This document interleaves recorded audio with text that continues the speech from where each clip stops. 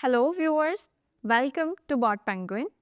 In today's video, we will discuss how you can edit your WhatsApp chat flows on the BotPenguin platform. So once you sign up on the BotPenguin platform, you will land on this page. From this option, you have to create a new WhatsApp bot. For now, I'll be using this WhatsApp bot that I have already created. And here you'll find the edit your chat flow section. You just have to tap on it.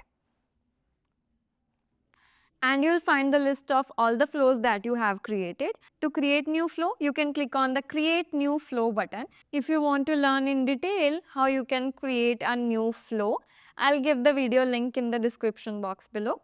If you want to import a flow in your WhatsApp chat flows, you can do it from this option. You just have to tap on this button. And you have to upload a JSON format file here. For the demo purpose, I am importing this file. And as you can see, the flow has been imported successfully. Now you can edit or reorder your chat flow from this section. You can add more chat components from here, and if you want to delete any chat component, you can do it from this option.